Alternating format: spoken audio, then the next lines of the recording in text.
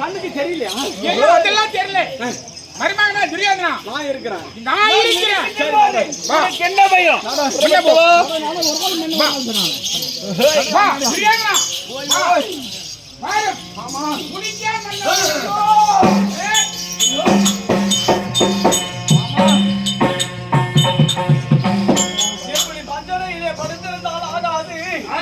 அதனால் என்ன செய்ய வேண்டும் தெரியுமா?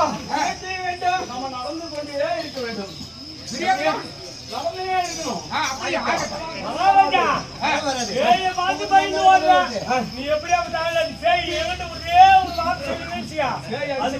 கோயில் தான் தேவை கொடுத்து நான் அப்படியே மரத்தில் ஏற்றிட்டு ஒரு கோழி கொடுத்து மரத்தில் ஏற்றிடுவேன். ஆமா ஏற்றது ஏற்ற பேய் ஏற்றி விட்டுருப்பான். அப்படியா? அதுக்கு போய் பேய்க்கு பயப்படுறேன். நான் மந்திரிக்கிற பயப்படாது. துரியோதனா என் கூட தெரியா மருமகனா பக்கத்திலே இருக்கின்றேன். நான் பார்த்தேன்.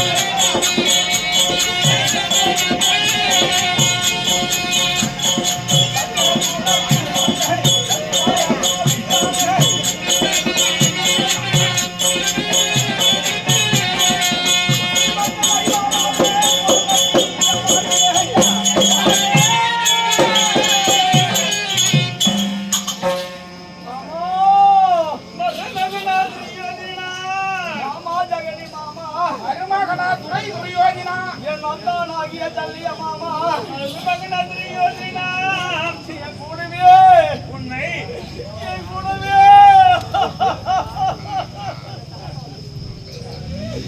எனக்கு வலது கரமாக இடது கரமாக மூடி வைக்கணும் இருக்கிறீங்களா? நான் எப்பேற்பட்ட பேரரசன் 56 நாட்டிற்கு மன்னன் இப்படி ராஜாவாக வாழ்ந்து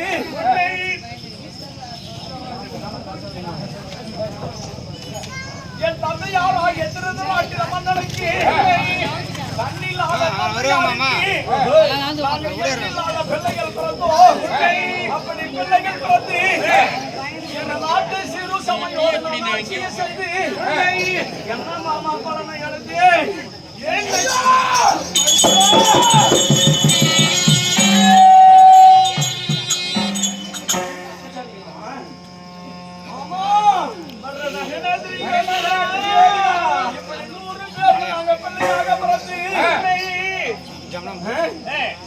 ரதம் ரதம் என்றால் என்னது? தேரு ரதம் கஜம் முருகன் சொல்லக்கூடிய நான்கு வகை சேனைகளுக்கு நான் தலைவனாக இருந்து என்னையா பலனை அடைந்து எங்க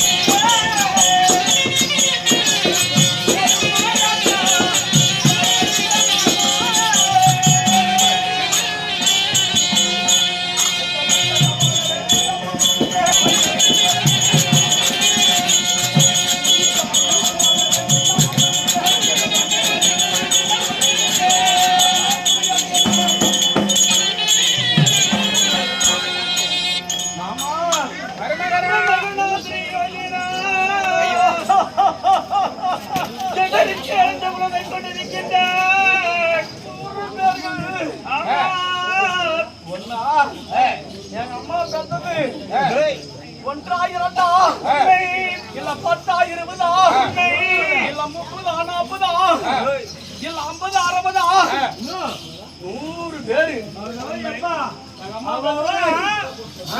இப்பெல்லாம் வந்து 2 பிள்ளை பேசுறது ரொம்ப கஷ்டம். 100 பிள்ளையே பேசுறேன்.